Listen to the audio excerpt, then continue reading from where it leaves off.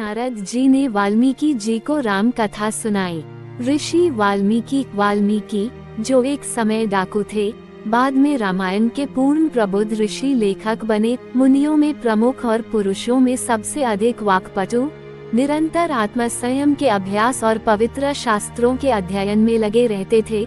उन्होंने श्री नारद, एक महान ऋषि, सृष्टिकर्ता ब्रह्मा के पुत्र, से पूछा, आज संसार में ऐसा कौन है जो श्रेष्ठ और वीर गुणों से युक्त हो, जो जीवन के सभी कर्तव्यों में पारंगत हो, कृतज्ञ हो, सत्यनिष्ठ हो, अपनी प्रतिज्ञाओं का पक्का हो, अनेक भूमिकाओं वाला अभिनेता हो, सभी प्राणियों का हितैषी हो, विद्वान हो, वाक्पटु हो, रूपवान हो, धैर्यवान हो, क्रोध में धीमा हो, जो सचमुच महान हो, जो ईर्ष्या से मुक्त हो और जब क्रोध में आ जाए तो देवों के हृदय में भय उत्पन्न कर सके। हे मुनि, मैं तुमसे ऐसे पुरुष के बारे में सुनना चाहता हूँ जो मुझे उसका वर्णन करने में समर्थ हो। भूत, वर्तमान और भविष्य से परिचित नारद जी महर्षि वाल्मीकि के वचनों से प्रसन्न होकर उन्हें उत्तर देते हुए बोले, तुमने जो गुण गिनाए हैं उनसे संपन्न वे लोग विरले ही होते हैं,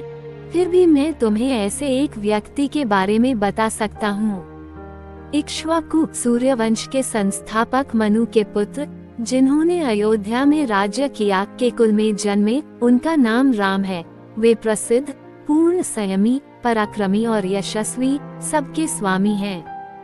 बुद्धिमान, नीतिज्ञ, वाक्पटु, सौभाग्यशाली, शत्रुओं का संहार करने वाले, चौड़े कंधों वाले, लंबी भुजाओं वाले, शंख के आकार की गर्दन और उभरी हुई ठोड़ी वाले, धनुर्विद्या में निपुण, मांसल शरीर वाले, घुटनों तक फैली भुजाएं, उत्तम सिर और ललाट वाले, पराक्रमी, सुगठित अंग और नीलवर्णी त्वचा वाले, अपने गुणों के लिए विख्यात, उभरी हुई आंखों वाले, गहरी छाती वाले, शुभ चिन्हों वाले, अपने शरणागतों की रक्षा करने वाले और अपने आश्रितों के हित का सदैव ध्यान रखने वाले, अपने वचनों का पक्का, अपनी प्रजा के प्रति दयालु, सर्वज्ञ, अपने अच्छे कर्मों के लिए प्रसिद्ध, शुद्ध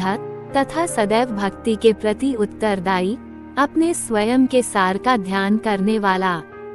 ब्रह्मा के समान, अपने लोगों का रक्षक, देखने में सुंदर, ब्रह्मांड को धारण करने वाला, नैतिक नियमों का उल्लंघन करने वालों का नाश करने वाला, पुण्य का प्रेरक, अपने भक्तों तथा विधि पूर्वक यज्ञ करने वालों और दान करने वालों को विशेष कृपा प्रदान करने वाला, वैदिक दर्शन के सार से परिचित, युद्ध विद्या में निपुण, शास्त्रीय नियमों में निपुण, अचूक स्मृति वाला, सभी का प्रिय, विनम्र स्वभाव वाला, कायरता से रहित, इस लोक तथा परलोक के नियमों से परिचित। जैसे नदियां समुद्र की ओर तेजी से बढ़ती हैं, वैसे ही पुण्यवान पुरुष सदैव उसके पास जाते हैं।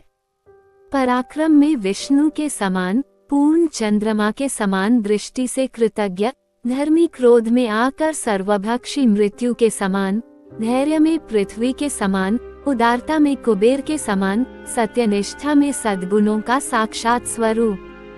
ऐसे हैं उनके महान गुण राम, राजा दशरथ के प्रिय उत्तराधिकारी, सभी उत्तम गुणों से युक्त, सभी के प्रति दयालु, प्रत्येक जीव के कल्याण के लिए समर्पित। उनके पिता राजा दशरथ ने उन्हें अपना राज प्रतिनिधि बनाने की तैयारी की, लेकिन रानी कैकेयी ने अपने पूर्व में दिए गए वरदानों का दावा करते हुए राम को वनवास और अपने बेटे भरत को राजगद्दी पर बिठाने की मांग की। राजा ने अपने वचन और सम्मान के बंधन को बनाए रखते हुए अपने बेटे राम को, जिसे वह अपने प्राणों से भी अधिक प्यार करते थे, वनवास भेज दिया। अपने राजपिता की आज्ञा का पालन करते हुए और कैकेयी को प्रसन्न करने के लिए श्री राम वन चले गए। रानी सुमित्रा के पुत्र राजकुमार लक्ष्मण स्नेह और विनम्रता से प्रेरित होकर अपने भाई राम के साथ वनवास चले गए।